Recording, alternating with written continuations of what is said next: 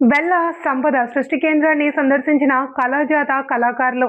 AP state ఐఆర్డీఎన్పీఆర్ commissioner మరియు ఉమ్మడి తూర్పుగోదావరి జిల్లా సీఈఓ ఆదేశాల మేరకు స్వచ్ఛాంధ్ర ప్రచారం నిమిత్తం కళాజాత కళాకారులకు జిల్లా కేంద్రంలో శిక్షణ ఇవ్వడం జరుగుతుంది.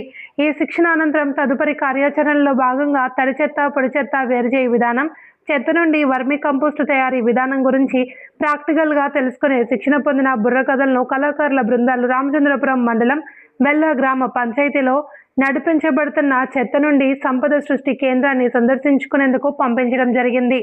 వెల్ల సంపద సృష్టి కేంద్రం వద్ద ఈ బృందాలకు తడి చెత్త, పొడి చెత్త వేరుచేయు విధానం గురించి, అక్కడ తయారయ్యే సెమీ కంపోస్టు తయారీ విధానం, తద్వారా వర్మీ కంపోస్టు తయారీ విధానం గురించి అధికారులు వివరించడం జరిగింది. ఈ కార్యక్రమంలో కళాకారులు స్వీయ అవగాహన కోసం అధికారులను పలు విషయాలు అడిగి తెలుసుకున్నారు. ఈ కార్యక్రమంలో కార్యదర్శి సుబ్రహ్మణ్యం, ఉపమండల పరిషత్ అభివృద్ధి అధికారి, పంచాయతీ అభివృద్ధి అధికారి, డిపిఆర్సి సిబ్బంది, సచివాలయం సిబ్బంది, వెల్ల గ్రామ స్వచ్ఛత సిబ్బంది పాల్గొన్నారు.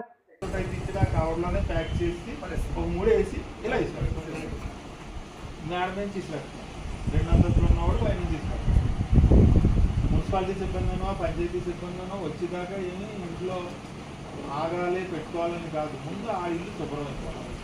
ముందు ఇల్లు శుభ్రంగానే ఉన్నాయి, ఏసీలో ఉన్నాయి, అన్నీ ఉన్నాయి, ఇల్లు శుభ్రంగా, వాకిలి శుభ్రంగానే ఉంటుంది. సీసీ డ్రైవ్లో వేసేస్తున్నారు. ఇవి పెంట మీద పాలకొచ్చి ఇటు చుట్టూ వచ్చారు. ఇప్పుడు దీనివల్ల ఏమవుతుందండి, పాలిథిన్ కవర్ అన్నది ఈ ప్యాకింగ్ చేసి ఇలా మూడేసేస్తే ఏమవుతుంది, సీసీ డ్రైవ్లో పడితే సీసీ డ్రైన్ వర్షానికి అయిపోయి నీరు స్టాగ్నెట్ అయిపోయి అది ఓపెన్. ఇంకొకటి ఆడ పైన తీసేస్తే ఆవు కానీ కుక్క కానీ దాంట్లో ఏదో ఉందని చెప్పి ఇలా మూడుతో మనిషిలాగా చేతులు, మనిషికి మాత్రమే చేతులు కాళ్ళు ఉన్నాయి, వాళ్ళకి 4 కాలు కింద లెక్క చేతులు ఇలా తీసుకోకుండా బాబు అవి ఏం చేస్తున్నాయంటే పాలిథిన్ కవర్ సైకింగ్ చేసి తప్పమని తింటారు. కడుపులోకి వెళ్ళిపోయి ఆపరేషన్ చేయడం అదే బాగోదు. పచ్చగడ్డి తిన్నా, ఎండుగడ్డి తిన్నా పేడ వేసేగా ఉంటుంది. పట్టణంలో ఉన్న ఆవులు, గేదెలు చాలా దారుణం, పశువులు కూడా బతకలేదు. ఇప్పుడు మరి తప్పు అంతే కదండి అన్నీ. ఇప్పుడు మనం ప్రభుత్వం ఏం చేసిందంటే దీన్ని ఏ రకంగా పరిష్కరించుకోవాలంటే, ఎవరైతే ఇంతకుముందు ఏం చేశారంటే, ముందు పంచాయతీ వాళ్ళని ఎడగొట్టమని ప్లాస్టిక్ గాజు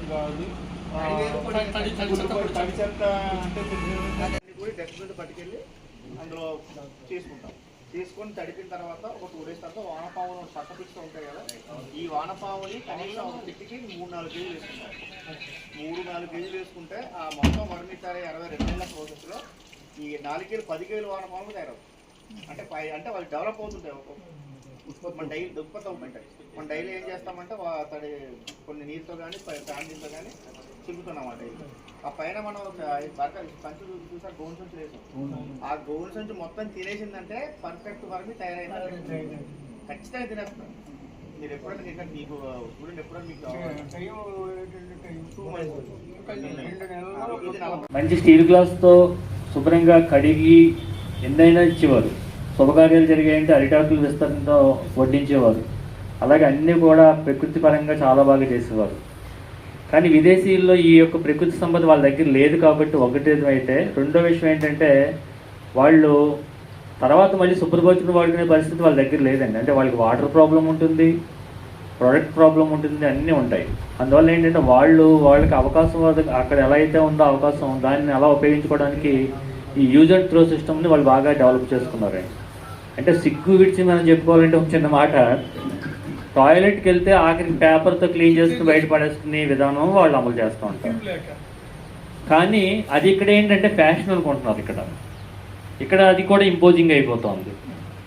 అంటే రీజన్స్ అనేక రకాలు అవ్వచ్చు, కారణము. కానీ అటువంటి పాశ్చాత్య సంస్కృతి ఇక్కడికి వచ్చిన తర్వాత ఇక్కడున్న వ్యవస్థ అంతా ఏమైపోతుందంటే మారిపోతుందండి. ఈ మార్పు వచ్చినప్పుడు ఏమవుతుందంటే, వచ్చిన కొత్తలో అది బాగానే ఉంటుంది, లేకపోతే ధనికులకి బాగా పనిచేస్తుంది. రాను అది ఏమవుతుంది, దాన్ని గ్లోబలైజేషన్ చేసినప్పుడు ఆటోమేటిక్గా అది కింద సామాన్య మానవుడికి కూడా చేరిపోతుంది.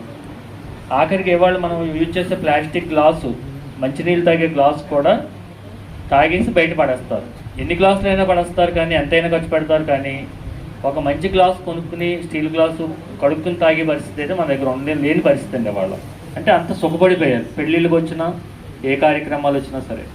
అంటే ఈ విధంగా ఇంపోజ్ అయిపోయిన తర్వాత ఈ ప్లాస్టిక్ అనేది ఇవాళ పెనుభూతం కింద తయారైంది.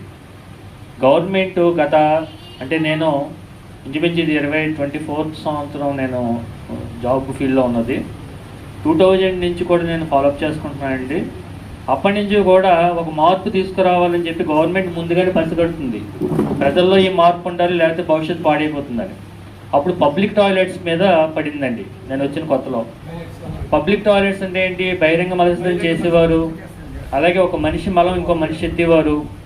ఇది సంస్కృతి కాదు, ఇది కరెక్ట్ కాదని చెప్పేసి పబ్లిక్ టాయిలెట్స్ అన్నింటినీ పడగొట్టించేసి రోడ్డు పక్కన కూర్చునే సిస్టమ్కి స్టాప్ చెప్పి దానికి కూడా మరి కళాకారులు మీరు అందరూ కూడా చాలా చేశారు. అది ఈ రోజుకి చాలా వరకు సమూలంగా మారిందండి. ఎక్కడో ఒకటో రెండో అంటే అది చేతకంతంతో ఉన్నాయి తప్పించి మన ఇదేం కాదు అది.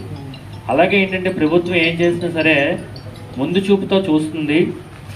ఇప్పుడు ఏంటంటే ప్లాస్టిక్ పొల్యూషన్ ఏదైతే ఉంటుందో, ఈ వన్ టైం యూజింగ్ ప్లాస్టిక్ వాడేసి మొత్తం వాతావరణ కాలుష్యం ఏదైతే చేస్తున్నారో దీనివల్ల అనేక నష్టాలు ఉన్నాయండి. ఒకటి ఏంటంటే ఆ ప్లాస్టిక్ మట్టిలో కలవదు, అది ఒకవేళ కాలిస్తే వాయు రూపంలో వెళ్ళి క్యాన్సర్ వస్తుంది. హార్ట్ అటాక్స్ రావడం ముఖ్య కూడా కారణం అదే క్యాన్సర్స్ వస్తాయి.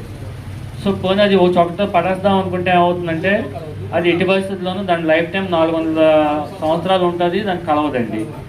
దీనివల్ల ఏంటంటే నీళ్ళల్లోకి వెళ్ళినప్పుడు నీళ్ళలో జలచరాలు కూడా ఆక్సిజన్ అందుకే చచ్చిపోతున్నాయి.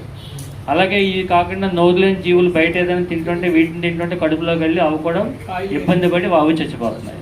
సో ఇవన్నీ కూడా అంటే ఇంకా ఒక విధానం చెప్పాలంటే అంటే పశువులు జలచరాశులు అనేసరికి మానవులకి పెద్ద అంత ఇంపార్టెంట్ కనిపించదు, ఎందుకంటే కళ్ళకు కనిపించవు లేదా ఎవరి బాధ మనకు తెలియదు.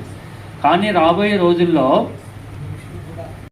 మంచినీరు కూడా దొరకని పరిస్థితి అనేది ఈరోజు వస్తుంది. అంటే ప్లాస్టిక్ ఎప్పుడైతే ఒక కవచంలో భూమి మీద ఏర్పడిపోయిందో ఈ వాతావరణంలో ఉన్న నీరు కిందకి దిగడానికి అవకాశం ఉండదండి, అంత సముద్రం పాలు అవుతుంది.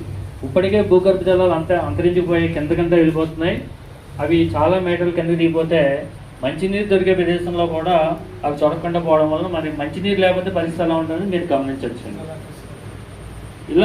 అలాగే ఈ మధ్యన ఫ్రాన్స్ చెరువులు, రొయ్యల చెరువులు తయారు చేస్తున్నారు. వాటిలో కూడా కాలుష్యమైన వాతావరణమే, ఎందుకంటే వాళ్ళు కోళ్ల ఫారంలో ఉండే చచ్చిపోయిన కోళ్ళని, ఎండిపోయిన చేపల్ని, కొత్త రకమైన తెగుళ్ళు వస్తున్నాయి.